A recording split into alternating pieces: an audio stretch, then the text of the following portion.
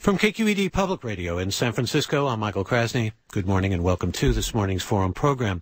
Journalist, author, and contributing editor to Rolling Stone, Janet Reitman covered the Iraq War for Rolling Stone, and she joins us in this Forum Hour. The founder of the first women's prison writing and repertory company in North Carolina, she's also the author of Inside Scientology, the story of America's most secretive religion, a work she spent 5 years researching and writing, and her writing has appeared in the New York Times Magazine, GQ, the LA Times, and Salon, and she joins us for this opening hour in studio. And welcome to the program. Good morning. Hi, good morning. Glad to have you here. This is sort of billed as the world's fastest growing religion. Of course, there's always that question of, is it a religion? It is here. It's not in Germany. It's not in Israel. It's called a cult. Let's talk about, first of all, is it the fastest growing, whatever it is, and then what is it? Well, it's not the fastest growing, whatever it is, by any account, no matter what it is. But it's very hard to measure the numbers. Because Scientology is a tax-exempt organization, so they don't release they don't release their financials, but they also don't release their membership statistics to have for any kind of public scrutiny. So it's hard to know how fast they're growing. But if you look at the data that is available, and certainly if you just take a look at any Church of Scientology that there is. If you walk into a Church of Scientology, you don't see an overflowing packed house. You don't see something that seems to you to be a booming organization. And if you talk to lots of people who are involved in Scientology, that they pretty much echo that sentiment. So I think these numbers are, within the Scientology world of some sort, they're seen as pretty overblown. Well, they have some concerns about your book, and we'll talk about that in the course of this hour. They put out a statement, and some of it has to do with what you represented as opposed to what they feel would have been more validly represented. But your goal, as I understand it, in writing this book was really to separate the myth from the fact, to get, as objective a view and even-handed a view as you could of Scientology and what it was. And you wanted to do so from the Church's perspective. What did you actually discover? You discovered a lot that would often, I think, almost fall into the category of muckraking here, didn't you? I think that I don't consider myself really a muckraker. What I tried to do was a thorough and very objective journalistic job. I don't have an opinion one way or the other on the Church of Scientology. I'm not personally invested. You didn't go in with preconceived notions, despite all the scandals and all the... I went in with zero notions. I was, it was just interestingly, I'm a Rolling Stone writer, and I had covered the Iraq War for the magazine in 2004 and early 2005. So when I came back, I think I had one other assignment, a domestic assignment of some sort, and then I was given this assignment by my editors to write on Scientology. I knew nothing about Scientology. I'd spent the better part of the past year out of the country, and had spent many prior years also out of the country, covering conflicts elsewhere. So I really was not, I never had covered celebrities. I've never been in that area of the coverage of the magazine. So I just was not in any way familiar really with Scientology. So I was kind of the perfect person to send to do this kind of story because I didn't know anything about them. And my initial reaction, as a matter of fact, to them was, what's the big deal? And, why are people making such a fuss about them? Over them? Yeah, I really didn't understand it. I thought, and I continue to believe this, by the way. Whatever you want to believe is what you want to believe. I'm not going to judge you based on your religious or spiritual beliefs at all. So I had no problem with their beliefs, and or with considering them a religion. Or with considering them a religion. No, I never have had a problem with it because they have been judged a religion by our country, and there are. Religious scholars, I think, are kind of divided on it, but there are certainly those who do say that they meet the criteria. Although, if I may, you make a point in your book of presenting the fact that Ron Hubbard, the founder of Scientology, the author of Dianetics, a science fiction writer who is really responsible for Scientology, really to a great extent wanted to be a religion to get tax exemption and to get people out of conscription and those kinds of things. There seemed to be, in other words, a motive that had little to do perhaps with theology or things of that nature. I think that Ron Hubbard is such a complex character. Yes, you're right. I think he definitely wanted to become a bona fide government-sanctioned religion for these financial reasons and for church growth, reasons like, beating conscription and that kind of thing. At the same time, I think L.Ron Hubbard really did think that he was contributing spiritually to mankind's salvation. And whether or not he created Scientology initially to do that, he very soon began to kind of buy his own hype, according to every single person I've interviewed about the guy. You call him the first Oprah. Yeah, in a way he was. I mean, he was this kind of guy that promised that, that your life could be better and things would be okay, and that you didn't have to, to sort of, and that self-help and improvement could be open to all. It didn't have a price tag attached to it. Ironically, Scientology was not that expensive initially. Dianetics, which was Hubbard's initial creation, was virtually free, because all you had to do was buy a book and follow what he said to do. So, he was this kind of cultural guru of sorts. That he was. You give a pretty multidimensional portrait. Somebody charismatic and paranoid, and the whole picture. But not necessarily to dwell on Ron Hubbard here. What I'm interested in finding out from you is just the kind of picture you want to convey. Because on the one hand, you go through, I suppose, what you could call the litany of a lot of the scandals of psychological abuse, of charges of brainwashing and indentured and even murder and these kinds of things that have plagued Scientology, and their attempt to pretty much go after those who go after them. But also, you get a lot of young idealistic people. You get a lot of people who have been helped by the Church of Scientology, and you have statistics of more of them coming off crime and drugs. There is self-help that really has been provided. There is self-help. It's my overall view of Scientology is that it's a very hard organization to categorize and put in a specific box. It's many, many things to different people depending on who you are. And where Scientology is dangerous is when a person gets deeply, deeply involved in it to the point where it can take over their whole life. And Scientology has, the way it was constructed was constructed as its own world. It has a language of its own. It has an ethical code of its own. It has a justice system that people are supposed to follow of its own. It looks at the outside world, the secular world, as other. Very different than, any other religion that Christianity or Judaism or even Islam. They do not look at the non-believers. It has its own very unusual cosmology too, doesn't it? Yeah, and it has a different cosmology. But this idea that you are totally other, that you are absolutely other, and almost to be feared, is something. It's a paranoid way of looking at the world, and that's something that people who are deeply into Scientology must subscribe to, because that's part and parcel of the whole thing. That's where I think Scientology can get dangerous. You can run a lot of different risks with it. But on the peripheral level, it's self-help and it can be helpful. Talking to Janet Reitman, whose book is called Inside Scientology, The Story of America's Most Secretive Religion.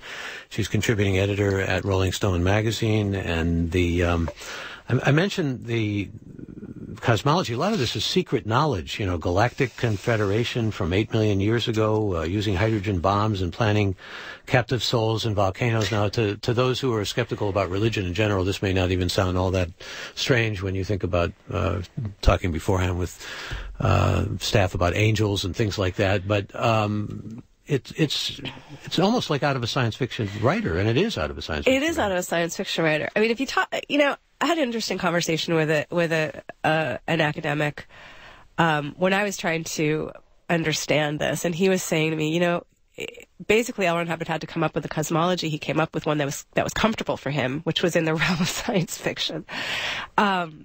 If you take it out of the science fiction context and you try to spin it in a more mainstream context, their cosmology then sounds a lot more normal, which is that that basically the role of Scientologists is to clear the planet, clear our world, our society of negative influences, of bad vibes, of residual awful vibes that have been around for billions and trillions of years. Well, they seem to have bad vibes directed mainly against people in the mental health profession, like psychiatry and psychoanalysis, aren't they? Right. And that's because when L. Ron Hubbard came up with Scientology, he was, he claimed he tried to interest the psychiatric community in his ideas. They were not interested. And they then quite quickly began to view this sort of runaway success of Dianetics, which was the precursor to Scientology,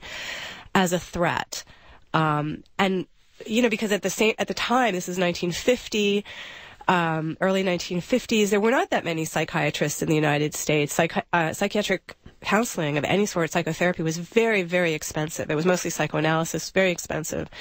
And what Hubbard was saying was, here's psychotherapy for the masses. So it was a threat. And they were very adamant that, the American Psychological Association, very adamant against Dianetics and Scientology. And the animus was clear, on the part of Scientology, as well as on the part of the psychiatric community.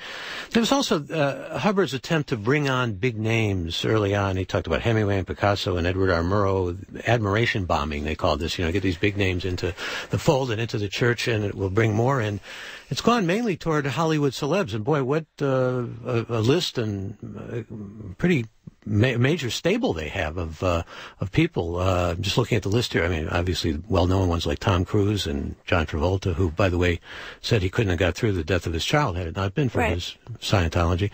Lindsay Lohan, Kirstie Alley. Lindsay Lohan is not a Scientologist. Isn't she not? Well, she was listed as one, but Jenna Elfman is. Jenna Elfman. In fact, the voice of Bart Simpson gave something like $10 million. $10 million. Nancy Cartwright. The wealth of Scientology and the number of celebrities is just staggering. The wealth of property ownership and so forth, it's just extraordinary. It is. I think that it is. I think that, to put it into context, there are not as many big celebrities as you may think are in Scientology. And one of the things that's so important to understand about Scientology is this is an incredible marketing scheme. That's what they are. And in addition to a lot of other things. And part of their marketing has had to do with celebrity and with, to some other degree, real estate, to the surface trappings. And so you see these glitzy churches. You see these, especially if you live in California and Los Angeles in particular, you see these big signs everywhere, lots of signage, neon signs, and big churches, and this sort of an advertising in the Hollywood Reporter and advertising in lots of trade papers that they will, if you come to the Celebrity Center, which is their church in Hollywood, that they, you can take a class to help you become a more self-actualized person, and it might help you in your technique. You might, they'll teach you how to find an agent, all kinds of things. It's great marketing. A lot of people buy into it. There are a certain number of big celebrities who have become Scientologists. Most of them became Scientologists long before they were big celebrities. But they're not, they do not have the wealth nor the clout as Catholicism, which I would argue has the most celebrities and the most wealthy people, or Judaism, or the Episcopal Church. It's you have to put this into a certain kind of a context. And what I've tried to do is to move a little bit beyond that hype, because that is a hype that was built not just by Scientology's critics, but by Scientology itself. And that's one of the things that actually is not 100% true about them. They're not really a celebrity religion, and they do have a lot of holdings, but they're certainly not the richest church in the world. Absolutely not. Well, the Vatican has many, many centuries in terms of what they've been able to accumulate on Scientology. They were invited on this program. A representative from the Church of Scientology has been invited. They declined. The church asked for a list of questions that would be asked of you, and that's something we don't do. We inform them that we don't provide specific questions in advance, but they're certainly invited to call in, and I'll give the number. But they did provide a statement which reads in part, and I just want to get your response to this. Miss Reitman's book is filled with inaccuracies. It is neither scholarly nor well-researched and bears no resemblance to an inside story. While preparing her book, Miss Reitman never contacted the church, never requested nor interviewed a single church representative, let alone the ecclesiastical leader of the religion. Miss Reitman chose to speak exclusively to people outside the church, and they say, for the most part, apostates or people who have an axe to grind. My response to that is no, no, no, and no. I began my book in 2006, early 2006. I interviewed at the time, the top spokesperson for the church, Mike Rinder, who has since left, but at the time was definitely a major church official and one of its truest believers. And he was still a true believer in Scientology. I also interviewed the person who at the time was Mike Rinder's assistant, Tommy Davis, who is the current spokesman of the Church of Scientology. I made many, many requests to interview David Miscavige, which were declined. Their statement says that you were invited to talk to David Miscavige. Oh. I take it that's laughable to you. Yeah. Who is David Miscavige? David Miscavige is a leader. I would have loved to have interviewed David Miscavige. I made many requests. I have it in writing. I have emails and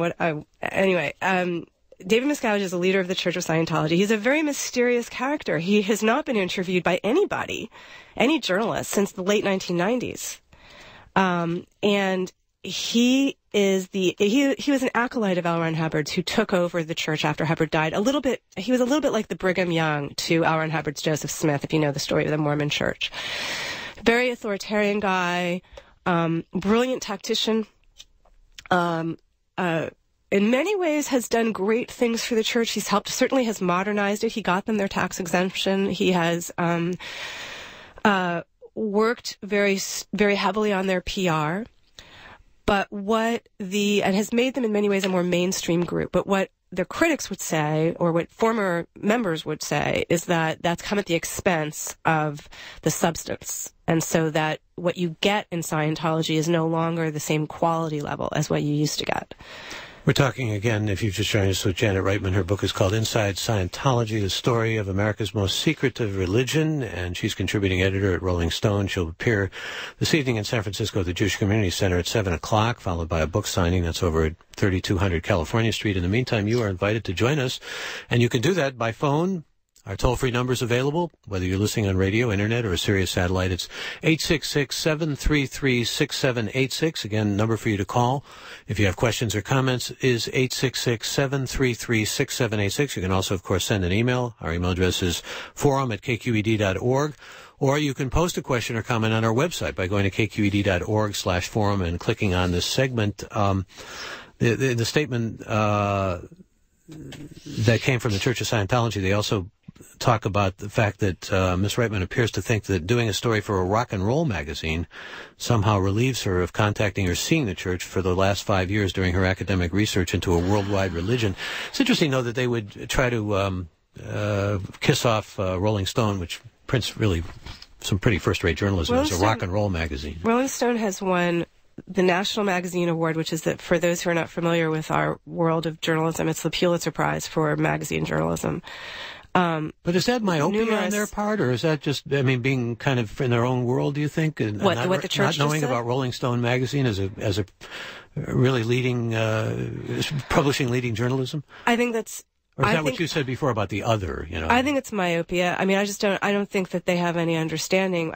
But I've done stories with the U.S. military that also thinks it's kind of fun that a rock and roll magazine is going to do a story about them, and then, but as I was saying, we win the awards for reporting and general excellence all the time. I was nominated for a reporting award, a National Magazine Award for the Scientology story. We've won numerous awards for our reporting, and we're known as one of the few mainstream we're bi-monthly, but one of the few major magazines that do these kinds of stories anymore. So I think that's really it's ignorant as for what it is. There are a lot of charges in this book, though, and a lot of stuff that's come out in the past by other journalists. In fact, there's a list of 25 journalists that Scientology Church considers their enemies. I think you come out number 13. This was in the Village Voice.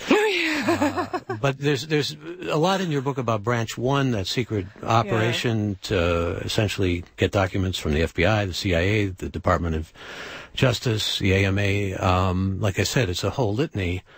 But I want to talk just with you about the Lisa McPherson case, because, I mean, there are charges here that are really grave in terms of, like, I used the word murder before. Yeah. I don't use that word, but I think it's a legitimate word. I think it's certainly a story of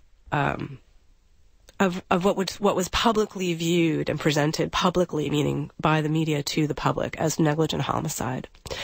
And the story is basically about a very dedicated young woman, very dedicated to Scientology, who, as I said, before, allowed it to sort of take over her whole life, and she suffered a nervous breakdown. And the church, being anti-psychiatry, was very adamant that she not be seen by any psychiatrist. She was not to be hospitalized, and she actually did check herself into an emergency room. And they convinced her. Some officials came to see her, convinced her to sign herself out and put herself in their care, which she did. And she died 17 days later after being left in a kind of isolation. A very negligent kind of isolation, and subjected to a treatment which, L.Ron Hubbard believes will help calm a person down and make them more receptive to the Scientology auditing, the counseling that they want to give. But in this case, this woman was clearly having a real nervous breakdown. She stopped eating. She began acting very erratically. She started banging. She was imprisoned in a room. She's not allowed to leave. And she just basically disintegrated and lost a tremendous amount of weight and suffered an embolism, which was brought on, according to the original coroner's report, by dehydration and prolonged bed rest, which suggested that she might have even been in a coma for a couple of days. That was never established. And ultimately, what happened in the story was that after she died, the church was ultimately investigated, and there were charges brought against it, which they beat through a process of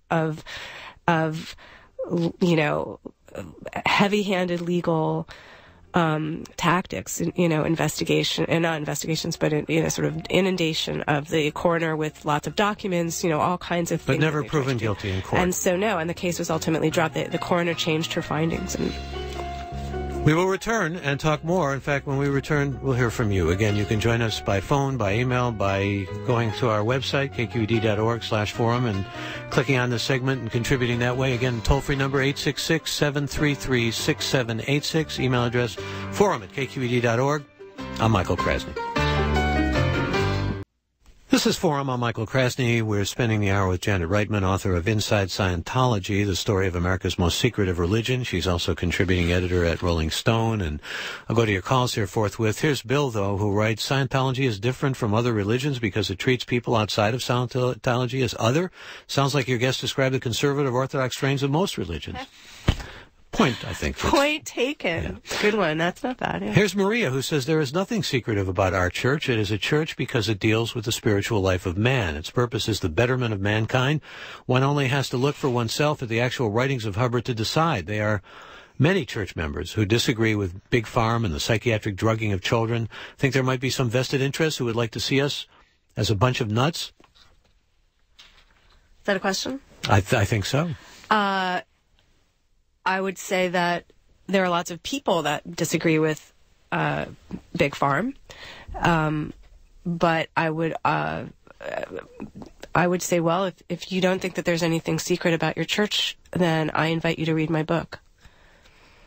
And I would ask if you've been told not to read my book, which I gather many, many people have been told not to. So within the church, how do you know that? I've heard from people who have sources that are within the church. I've heard from sources who have sources, but it would be, just in general, it would be considered, any book like mine that does look critically at Scientology would be seen as spiritually harmful to members.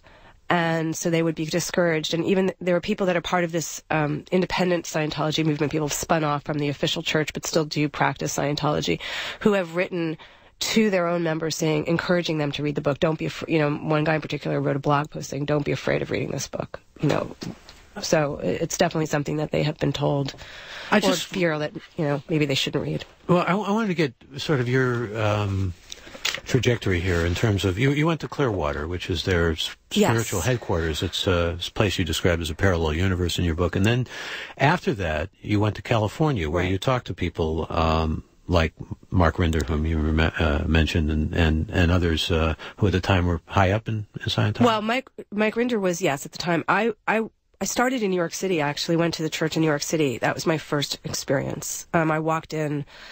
The introduction to my book begins with that. I walked in, kind of interested in what the experience would be like if you did just walk in off the street during the peak of the Tom Cruise PR swing that he did when he went on Oprah and all this stuff. That was that period. When he also said the things to Brookfield about her depression, exactly. Her postpartum depression. It was the spring and summer of 2005. And so I began by walking into the Church of Scientology in Midtown Manhattan.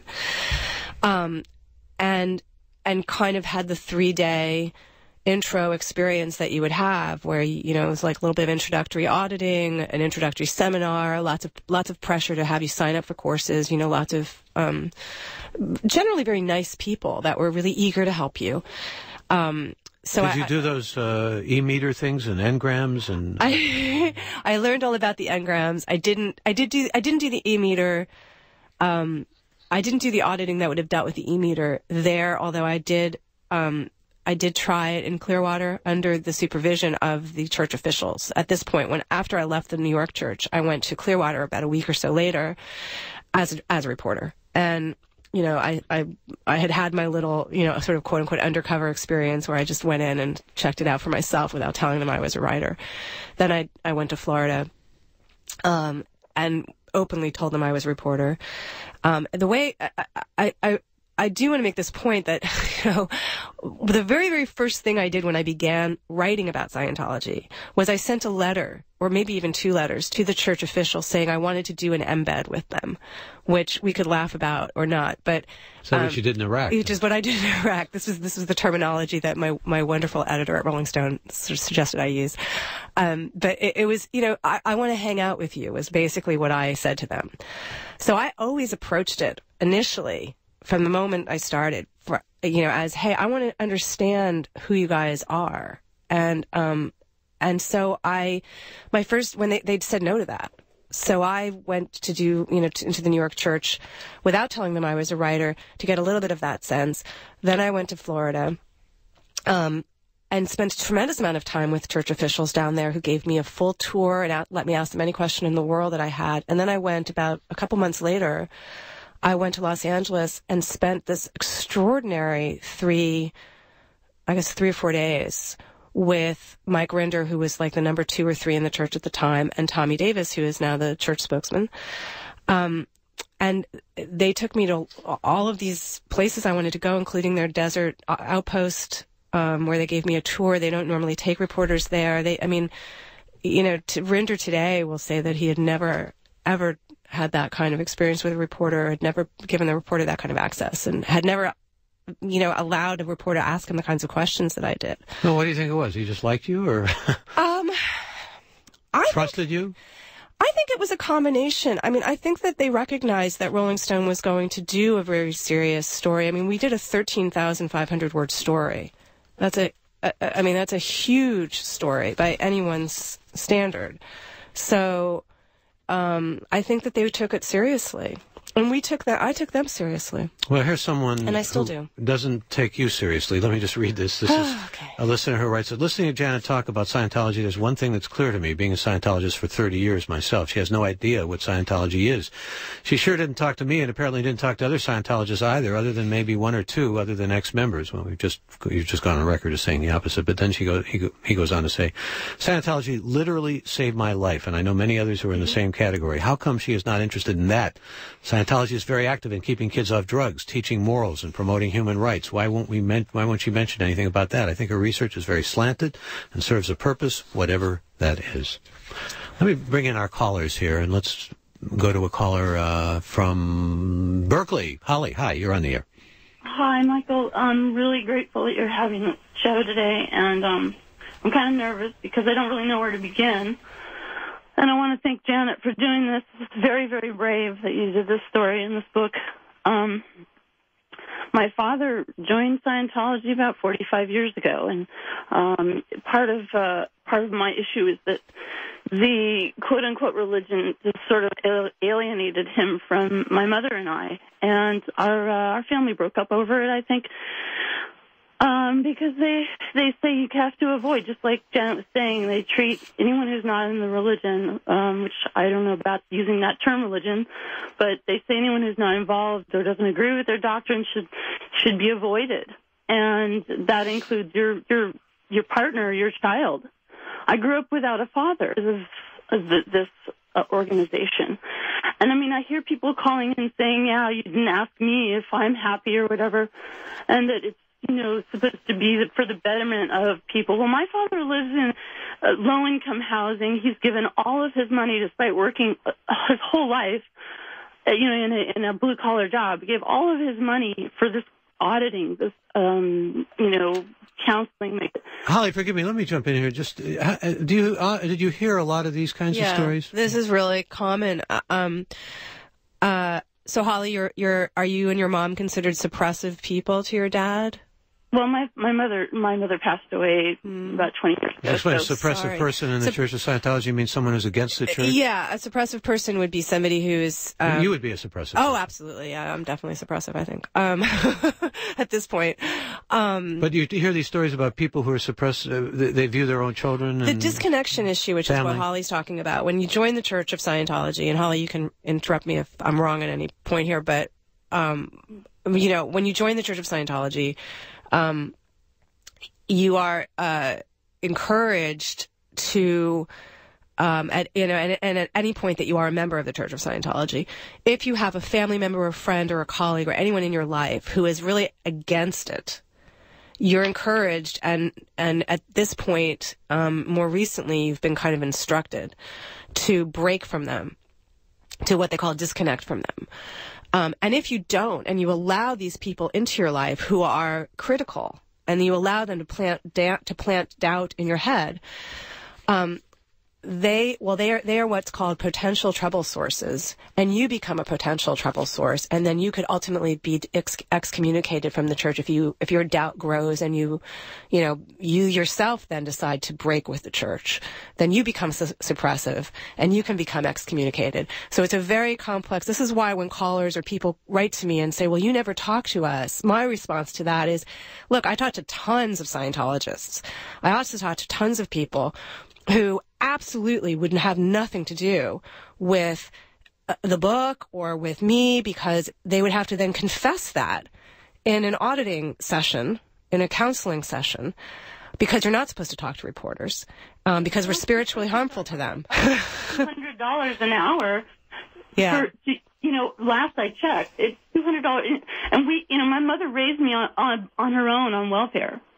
Yeah. Because we didn't have any money, and he was giving every single penny that he had to Scientology, and meanwhile they told him to avoid me and avoid my mother because we didn't agree. So it's really heartbreaking. I just wondered if you have any tips on trying to help him realize that he's in his 60s now. It's probably way too late, but I don't. I feel so sorry. I don't know what really to do on these points, except to say that, there's so much information out there now, including my book, but there's a ton of websites and support groups and message boards and independent Scientology organizations even, where you can still be a Scientologist and not be part of the organized church if you don't want to be. Holly, good luck to you. So that's what I would say. I appreciate very much your calling, and appreciate some of the emails we're getting here. This is from a listener who says, "Thank you for your work, Ms. Reitman. I grew up in Hollywood, watched Scientology buy and ruin so much of our most wonderful architecture and landmarks. I also grew up with one close friend whom we watched disintegrate as Scientology changed him from a smart, creative, funny, and fun kid to a dismal, self-righteous, lonely young adult, a guy who rejected all of his childhood friends for his fellow cult members." Another listener says, "I'd like to know how Reitman knows that Scientology churches aren't packed when she hasn't walked into any since 2006, and I'd like to know why she has conducted her research without doing so. I have walked into some churches since 2006, period. Another listener says, I remember a few years ago seeing Scientologists doing outreach on Market Street. The odd thing was they had signs that said Dianetics and signs that said free personality test, but nothing that said Scientology. Common from your research? Yes, very common. Scientology, I don't know what year this person was saying she used to see this, but for a long time they recognized that Scientology had a very bad name. And so they purposely did not advertise it. They would talk about Dianetics. They would talk about something else. In New York City, the same. They would advertise free personality tests. When I was approached on the street in New York, a kid said, "Hey, have you ever heard about Dianetics? You want to see a free film?" There was the only sign that it had anything to do with Scientology was when I actually walked into the Church of Scientology, and it said Church of Scientology. But other than that, it's kept very quiet. It was interesting, though, to read about destruction of landmarks and everything, because they also have been, well, represented as saving buildings that have fallen into disrepair. I wouldn't actually agree with the destruction of landmarks. I actually think, it depends on whether you want to see a big Church of Scientology neon sign on the side of a landmark. I think that's a subjective point. But they have definitely done quite a bit to preserve some of Hollywood's especially the Art Deco buildings, beautiful buildings. And they have not torn things down. They have actually preserved them. Helen writes, Michael, follow the money. It's tax exempt. Why does the government give special advantage to religious groups? There is no accountability. All religions rely on mythology, especially when the group interferes with the business of government. Let me go to more of your calls. Gary, you're on. Good morning. Yes, my experience with Scientology, I've never been a joiner or anything, but when I was living back in the New York City area in my late 20s, I was working for the National Archives in San Bruno, and I met a very attractive woman who was a Scientologist who was looking at the civil and criminal court records. The government at the time was suing, I think, this Church of Scientology. And so I asked her, I gave her a lift back to the bus, and I asked her, would she go out with me? And she said, about her religion. I said, well, what's your religion? She said, Scientology. I said, do you proselytize? And she said, no. Well, I spent 2 months dating her, and I would have to pick her up at the headquarters office in Manhattan. And, some things I noticed, I saw the auditing, and I asked her, I said, why are you charging, this was back in 78, they were charging $1,600. I said, if you're a religion, why are you charging that kind of money for this, quote, auditing? And at the time I thought, if a person was normal, the auditing wouldn't have any really impact on them. If they really had problems, it could, because, this woman was actually giving training, and she wasn't a trained psychologist. And I noticed things like I took her to a movie one time, and she was laughing at sections of the movie which nobody else in the audience was laughing. It seemed like everything was fantastic with her. There was no good, mediocre, and bad. It was like everything was just wonderful, wonderful. And I'd go down to the headquarters office 2 or 3 times a week, and when they found out I wasn't interested in joining, I had to wait for her longer and longer. And she was working for them. She had given her car to them. They weren't paying her any kind of salary. And after about 2 months, I was told, I kept a little diary about my experiences with her. After about 2 months of dating, she was less available. She indicated that the leaders did not like my questions and were worried the church had found someone in the group that might want to marry her. I lost contact with her from this point. She may have been brainwashed, but I certainly enjoyed going out with her at the time because I was single and she was attractive. But it was, I didn't find it to be a religion. We actually fooled around in their offices and when at night. But I really did find it disturbing that she had given her car, given her possessions, and they were not paying her any kind of salary at all. All right. Well, thank you for that story. I guess unlike some religions, maybe they're not sexually repressive, but there is, as you write in your book, and he mentioned this initially, the whole sense of, you talk about, it's a word that's been widely used recently, particularly in Republican debates, but a kind of Ponzi structure of the franchises in a catechism called The Bridge, where total freedom requires pretty steep payments. Yes. And Scientology is one of the only religions I've ever heard of that does pay. I think most people would say it's the only religion that they've ever heard of that charges for literally every single thing that you do. I mean, and from your introductory auditing to whatever courses you're going to take to the advanced things that you do, courses and auditing that you do as you move up this thing called the Bridge to Total Freedom, which is the path to Scientology enlightenment. It can become extremely expensive.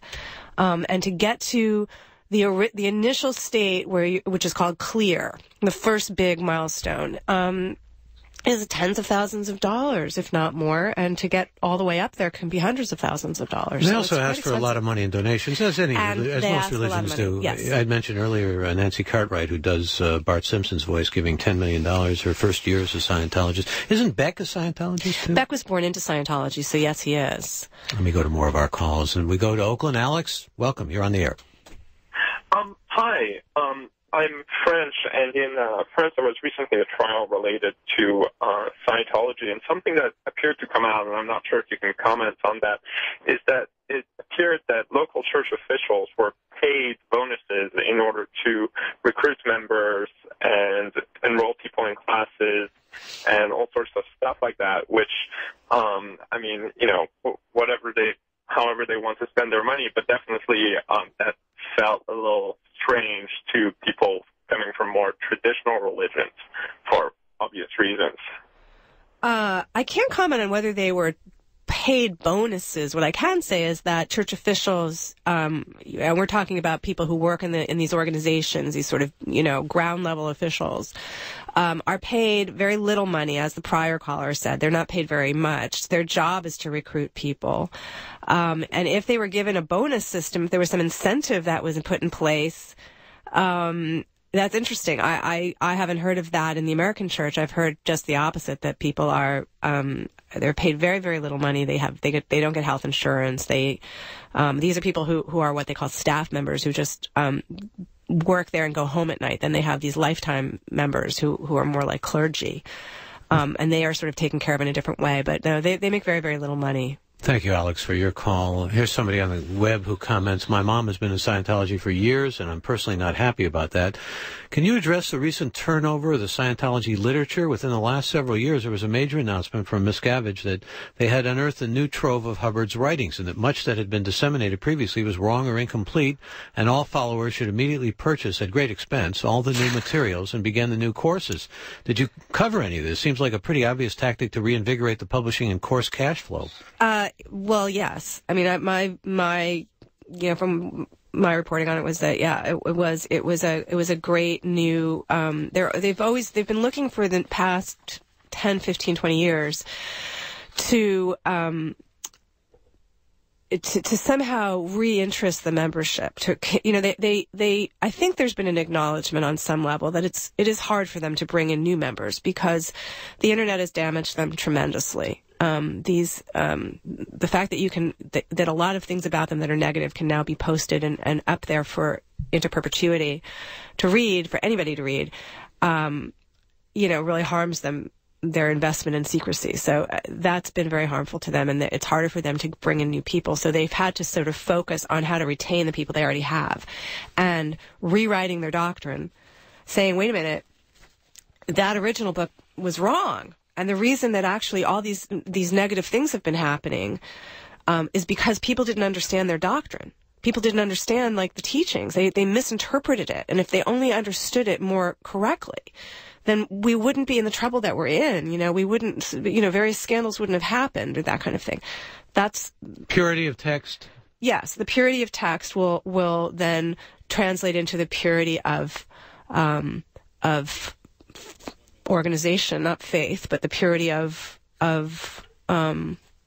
manifestation, I guess. And that's that's been a big push in the past, at least like 5, 6, 7 years. Could you explain just really briefly and quickly the basis of their theology? A listener wants to know, what is this specifically they offer followers and how to do?